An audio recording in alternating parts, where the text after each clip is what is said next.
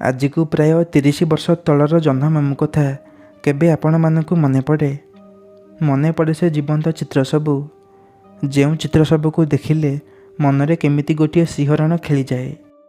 आज जेतेबेले भी मोर जह्न मामू कथा मने पड़े सेतेबेले मने पड़ जाए बेताल कथार से भयंकर मनीष खपुरी चित्रित पृष्ठाटा। आउ सबुथर परी बेताल कथार शेष चित्रटारे लंबा लांजर बेतालटा अनेक प्रहेलिका सृष्टि कर दिए पाठकों मनरे। सबु स्मृतिगुड़ा एबे धुआलिया दिशिलानी, किंतु आज भी महाराजा विक्रमादित्यंकर से शब कांधेबा चित्रटा मनरे सतेज होई सेमिति रहिछि। सान बेले जेतेबेले मु अंधारे भयभीत होई जाउथिली मनरे बेताल कथार राजांको साहस मने पड़ी जाउथिला। मने मने मु निजको से विक्रमादित्यंक जगार रखी देउथिली। मो परि अधिकांश लोक मनरे भय आसिले भी बेताल बा भूत विषय जानिबाकू सेमानकर भारी इच्छा। हुए तो सेमाने सर्वसम्मुखरे न मानि पारंती।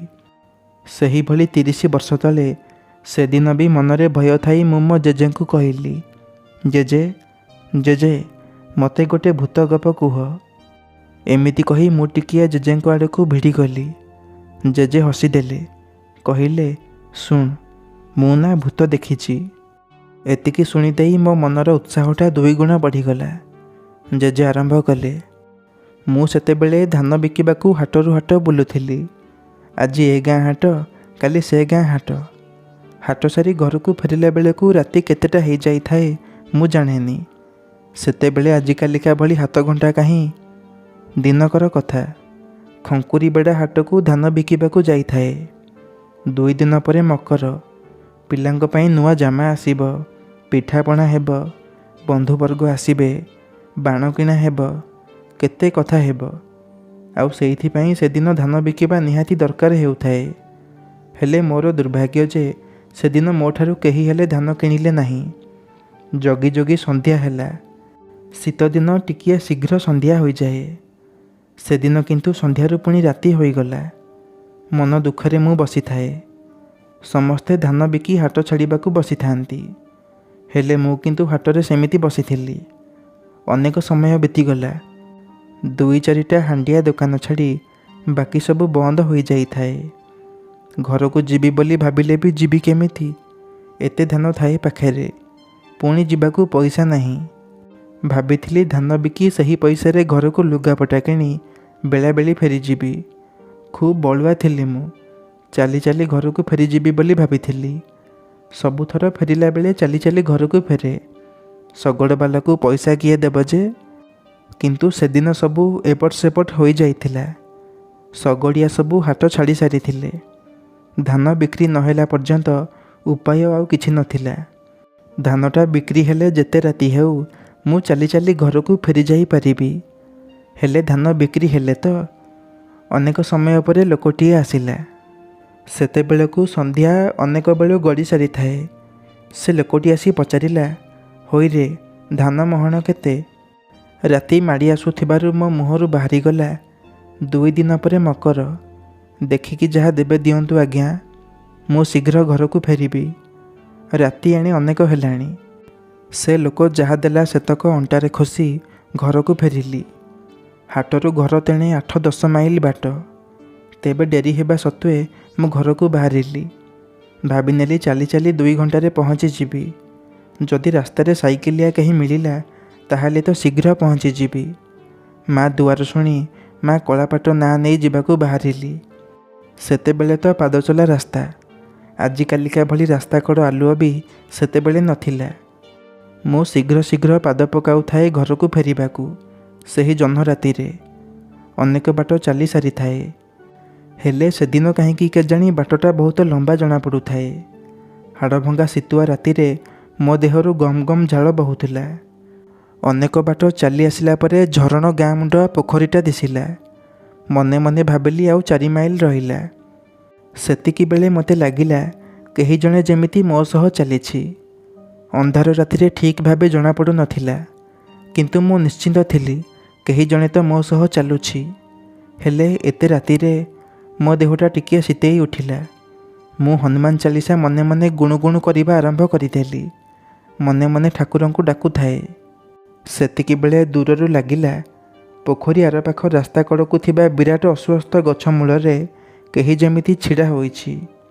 ମୁଁ ଶୀଘ୍ର ଶୀଘ୍ର ପାଦ ପକାଇ ସେଠାରେ ପହଞ୍ଚିଗଲି। ଅନ୍ଧାରରେ ମୁହଁଟା ଯଦିଓ ଭଲ କି ଦେଖାଯାଉ ନଥାଏ, କିନ୍ତୁ ସେ ଜହ୍ନ ରାତିରେ କେହି ଜଣେ ଛିଡ଼ା ହୋଇଥିବାର ସ୍ପଷ୍ଟ ଜଣାପଡ଼ୁଥାଏ।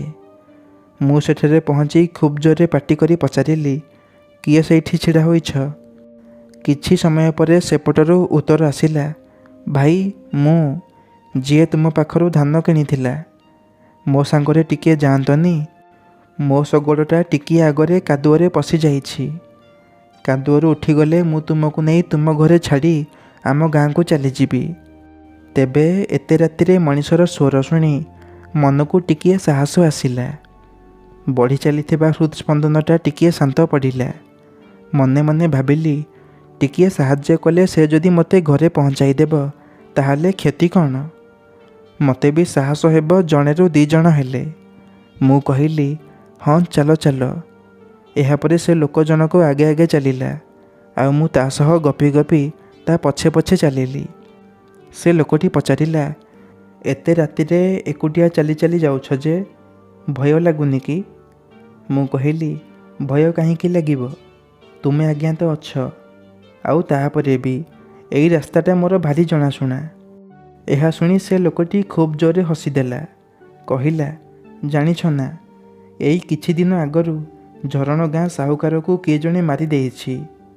କିଏ ମାରିଲା ବୋଲି ମୁଁ ପଚାରିଲି।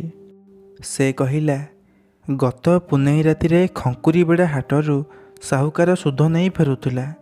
ବହୁତ ଖରାପ ଲୋକଟା। ଅଧିକ 2 ଅଣା ନେଇଯିବ ସିନା, ଅଣାଟିଏ ବି ଛାଡ଼ିବନି। ସୁଧ ଆଦାୟ କରୁ କରୁ ବୋଧେ ଡେରି ହୋଇଯାଇଥିଲା। ଏଇ ତୁମ ଭଳିଆ ରାତି ଅଧରେ ଏଇ ରାସ୍ତାରେ ଯାଉଥିଲା। ହଠାତ୍ ଗୋଟେ ଲୋକ ସହିତ ଦେଖା ହେଲା। ଲୋକଟି ତାକୁ ପଇସା ଦେବ କହିଲା, ଆଉ ସାହୁକାର ପଇସା ଲୋଭରେ ସେ ଲୋକ ସହ ଚାଲିଗଲା। ତା ପରଦିନ ସାହୁକାର ସେଇ ଯେଉଁ ପୋଖରୀ ମୁଣ୍ଡରେ ବଡ଼ ବଉଳ ଗଛଟା ଦେଖୁନ, ସେଇଠି ଜିଭ କାମୁଡ଼ି ମରିକି ପଡ଼ିଥିଲା। ଲୋକେ କହିଲେ ସାହୁକାରକୁ ଚୋରମାନେ ମାରିଦେଲେ। ବୋକା ଗୁଡ଼ାକ, ଜାଣିନାହାନ୍ତି ରାତି ଅଧରେ ଏହି ରାସ୍ତାରେ ଭୂତ ବୁଲେ ବୋଲି। ସାହୁକାର ଯେଉଁ ଲୋକଟା ସହ ପଇସା ଲୋଭରେ ଯାଇଥିଲା, ସେଇଟା ପୁରା ବ୍ରହ୍ମ ରାକ୍ଷସଟା। କେତେବେଳେ କି ବେଶ ବଦଳେଇବ କହି ହେବନି। ତା କଥା ଶୁଣି ମୋ ଚେତା ବୁଡ଼ିଗଲା ପରି ଲାଗିଲା।